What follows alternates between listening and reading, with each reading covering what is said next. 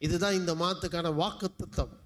கர்த்தர் சொல்லுகிறாரு, நான் நினைத்திருக்கபடியே நடக்கும், நான் நிர்ணயித்தபடியே நிலை நிற்கும் என்று சேனைகளின் கர்த்தர் ஆணையிட்டு சொன்னார். நல்ல கவனிங்க, நீங்க எதை விசுவாசிக்கணும்னா, இந்த மாசத்துல எதை மனசுல வச்சிருக்குன்னா, கர்த்தர் எனக்கு சொன்னபடியே நடக்க போகிறது. அவர் சொன்னபடி, அவர் என்னெல்லாம் உங்களை குறித்து திட்டமிட்டு இருக்கிறாரோ, உங்க குடும்பத்தை குறித்து திட்டமிட்டு இருக்கிறாரோ, உங்க வருமானத்தை குறித்து திட்டமிட்டு இருக்கிறாரோ, அதுதான் நடக்க போகிறது என்பதை உங்கள் இருதயத்திலே நீங்கள் விசுவாசிப்பீர்கள் என்றால், அந்த விசுவாசம் தேவனுடைய எல்லா நன்மையும் உங்கள் கண்கள் காணும்படி கொண்டு வருகிறதா இருக்கிறது. ஆமென். தேவ பிள்ளைகளை, இந்த மாதத்துல நீங்க எதுவுமே சோர்ந்து போகக்கூடாது. நீங்க சோர்ந்து போகவே கூடாது. விசுவாசம். உங்களை சுற்றி என்ன வேணா நடந்துட்டு போகுது, எந்த மனுஷன் எப்படி வேணாலும் போயிருப்பான். அடுத்த வேளை ஒரு வேளை சோத்துக்கே வழி இல்லை, பரவாயில்லைங்க, என் தேவன் நினைச்சது நடக்கும். என் தேவன் எனக்கு என்ன நினைச்சிருக்காரோ அது நடக்கும். தேவன் எனக்கு என்ன திட்டமிட்டு இருக்காரோ அது அவர் நிர்ணயித்தது நிலை நிற்கும், அது மாறாது. இந்த மாதம் ஃபெய்த்தில் நின்று பாருங்க, விசுவாசத்தில் நின்று பாருங்க. கண்டதை விசுவாசிக்காதீங்க. வியாதியை நம்புறீங்கல்ல, மருத்துவரை நம்புறீங்கல்ல, ஏன் கர்த்தருடைய வார்த்தையை விசுவாசிக்க மாட்டீங்க? இன்னைக்கு விசுவாசியுங்கள், தேவனுடைய வார்த்தையை விசுவாசியுங்கள். இன்னைக்கு இந்த மாதம் முழுவதும் விசுவாசம் தான். விசுவாசத்தில் தான் வாழணும். விசுவாசிங்கிற பேரை வச்சுக்கிட்டு கண்டதை செஞ்சுட்டு இருக்கக்கூடாது. விசுவாசத்தில் வாழ்கிறவர்களுக்கு பேர் தான் விசுவாசி. ஆமென் சொல்லுங்க. ஹல்லேலூயா.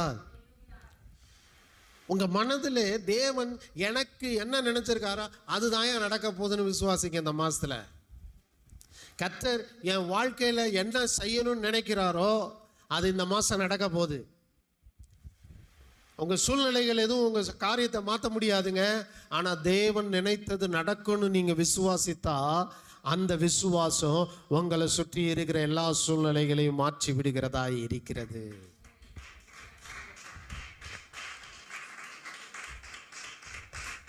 வாசிங்க தானியேல் 3ஆம் அதிகாரம் 17ஆவது வசனம். சத்தமா வாசிங்க. அதுக்கு முதல் நபராக நாம் பார்க்க போகிறோம். இப்படிப்பட்ட விசுவாசத்தினால நெருப்பை ஜெயித்தவர்களை நாம் பார்க்க போகிறோம். வாசிங்க தானியேலுக்கு எழுதின தீர்க்க தரிசன புத்தகம் 3ஆம் அதிகாரம் 17ஆவது வசனம்.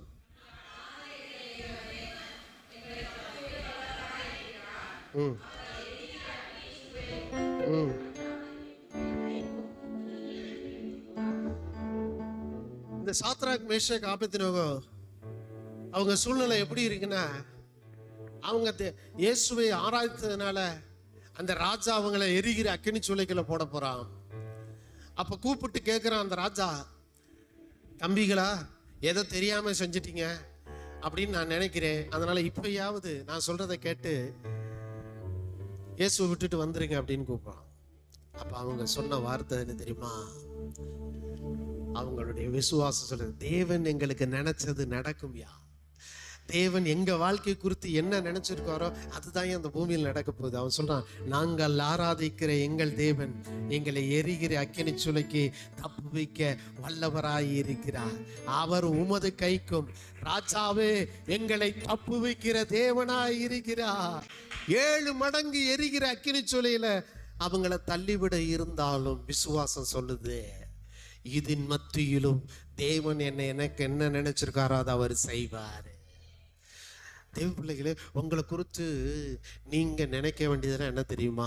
இப்படிப்பட்ட சூழ்நிலையிலும் கூட தேவன் எனக்கு என்ன செய்ய நினைச்சிருக்காரோ அதை நிச்சயமா செய்வார். அதான் ஃபெய்த். என் வாழ்க்கை இப்படி போயிடுச்சு, என் பிள்ளை வாழ்க்கை இப்படி போயிடுச்சு, அது போச்சு, இது போச்சுன்னு சொல்றதை நிறுத்திட்டு, தேவன் எனக்கு என்ன செய்ய நினைத்திருக்கிறாரோ நிர்ணயித்திருக்கிறாரோ அதுதான் நடக்கும். இதெல்லாம் நடக்காது. தோல்வி என்பது இல்லையா? சந்தேகப்படாதீங்க. நிச்சயமாக வெற்றி கொடுக்கிற ஏகவான் நிசி உங்களோடு கூட இருக்கிறார். சந்தேகமே இல்லை, வெற்றி உங்க பக்கம்தான் இருக்கிறது. உங்க சூழ்நிலை உங்களை பயமுறுத்துற சூழ்நிலையா இருந்தாலும் நீங்க விசுவாசத்தோட அறிக்கையிடலாம். சூழ்நிலை சொல்லும், நீ தோத்துட்ட, இதுக்கு மேல மாறுறதுக்கெல்லாம் வாய்ப்பு இல்லை. ஸோ உங்களை இருக்க மனிதர்களும் அப்படித்தான், உங்களை சுற்றி இருக்க மனிதர்கள் உங்களை பயமுறுத்துறதுக்கு, டர்ரை உண்டு பண்ணுறதுக்கு தான் இருப்பாங்க. எப்படியாவது நீங்கள் கீழே போகணும், அப்படித்தான் அவனோட எண்ணம். ஆனால் விசுவாசம், உங்களுக்குள்ள இருக்க விசுவாசம், அந்த விசுவாசத்தை மட்டும் கையில் பிடிச்சிட்டிங்கன்னு வைங்களேன், என்றென்றும் வெற்றி உங்க பக்கம்தான் இருக்கும். சந்தேகப்பட வேண்டாம், தோல்வி என்பது உங்களுக்கு இல்லை. இயேசு சிலுவையிலே உங்களுக்காக வெற்றி சிறந்தபடியினாலே நீங்கள் வெற்றிக்குரிய நபராகிய இயேசுவின் பிள்ளை. வெற்றி தான் உங்க சுதந்திரமாக இருக்கிறது. ஸோ ராஜா சொல்றான், டேய் என்னடா கிறுக்கு போய் மாதிரி பேசிட்டு இருக்கீங்க, எனக்கு கோபம் வருதுடா. ராஜா நீ கோவப்படு, சந்தோஷம் வர, அதை பற்றி எனக்கு பிரச்சனை இல்லை. ஆனால் ஓன் கோபம், நீ கொடுக்குற தண்டனை என் மனசுக்குள்ளே நான் ஏற்றப்படுறல, என் மனசுக்குள்ளே நான் என்ன வச்சிருக்கிறேன்ல, என் தேவன் எனக்கு என்ன நினைத்திருக்கிறாரோ அதுதான் நடக்கும். தேவன் எனக்காக எதை நிர்ணயித்திருக்கிறாரோ அதுதான் நிலை நிற்கும். அதுதான் எங்கள் மனசில் இருந்துச்சு. அதனால சொன்னாங்க, 7 மடங்கு அக்கினி சூளையை நெருப்பாக்க சூடு பண்ண போகிறோம். அதனால் ஒன்றும் பிரச்சனை இல்லை, 7 மடங்கு அக்கினி சூளையெல்லாம் என்னை ஒன்றும் செய்ய முடியாது. நான் மனசில் அதை நினச்சி பயப்பட மாட்டேன். நான் தேவன் எனக்கு என்ன நினச்சிருக்காரோ அதுதான் நினைப்பேட்டாங்க. தூக்கி நெருப்புக்குள்ளே போட்டாங்க. அது அவனை தூக்கிட்டு போன அந்த போர் வீரர்கள்லாம் எரிந்து சாம்பல் ஆயிட்டாங்க. அவங்க இத்தனைக்கும் நிறைய சாக்கு நிஜாரெல்லாம் போட்டு கட்டி, ஈரத்தோட கட்டி தங்க சரத்தை பாதுகாத்துக்கிட்டு அவங்கள தூக்கிட்டு போய் போட போனாங்க. அப்படி போட போனவங்கெல்லாம் அந்த நெருப்பை நெருங்குறதுக்குள்ள எரிஞ்சு சாம்பல் ஆயிட்டாங்க. ஆனா அந்த நெருப்புக்குள்ள விழுந்த 3 பேர், அங்கே 4ஆவதாக ஒரு நபர் நிற்பதை அந்த ராஜாவுடைய கண்கள் கண்டது. ராஜா, 4 நம்ம போட்டது 3 பேர், நிற்கிறது 4 பேரிடாங்கிறாரு. நல்லா கவனிங்க, உங்க விசுவாசம் உங்களை ஒரு நாளும் தனியே இருக்க விடாது. யெகோவா நிசி, வெற்றி தருகிற தேவனே உங்கள் அருகே கொண்டு வந்து விட்டுவிடும். எரிகிற அக்கினி சூளைக்கு நடுவே நீங்கள் நின்றாலும் உங்கள் விசுவாசம் அந்த யெகோவா நிசியை எரிகிற அக்கினி சூளைக்கு நடுவாக உங்கள் அருகே கொண்டு வந்து விடும். தேவ பிள்ளைகளே, சந்தேகப்படாம தேவன் மீது விசுவாசம் வையுங்கள். தோற்று போனவர்கள் அல்ல, வெற்றி பெறுகிறவர்கள் நீங்கள். உங்க விசுவாசம் தான் இதுக்கு காரணம். யாரு வரமாட்டேங்குது? உங்க விசுவாசம்.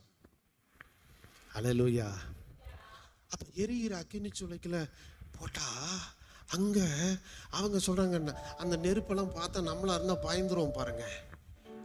எப்போ இதுக்குள்ள போய் எப்படா சாகுறது, அதுக்கு இவன் சொல்றதை செஞ்சுட்டு போயிடலான்டான்னு நினைச்சிருப்பான். அவன் சொல்றான், மனதை அப்படித்தாங்க பாதுகாக்கணும். மனம் புதிதாகிறதுனா அதுதான் பாருங்க. சூழ்நிலையை பார்த்து செயல்படுறதுக்கு பேர் கிறிஸ்தவ வாழ்க்கை கிடையாது. அசாதாரணமான கிறிஸ்தவர்கள் எப்பொழுதுமே அசாதாரணமான காரியங்களை செய்யக்கூடியவர்களாக இருப்பார்கள். அசாதாரணமான சூழ்நிலையிலும் கிறிஸ்து மீது விசுவாசத்தோடு நிற்கக்கூடியவர்கள் தான் அசாதாரணமான கிறிஸ்தவர்கள். அன்பு தேவ பிள்ளைகளே, இந்த சாத்ராக், மேஷாக், ஆபேத்நேகோ 3 பேர் அக்கினி சூளையை பார்க்குறான். கண் எதிர அவனை தூக்கிட்டு போனாலும் சாகிறத பார்க்குறான். ஆனாலும் மனசில் என்ன தெரியுமா இருக்கு? தேவன் என்னை குறித்து என்ன நினைத்திருக்காரோ அதை இந்த பூமியில் அவர் செய்வார்.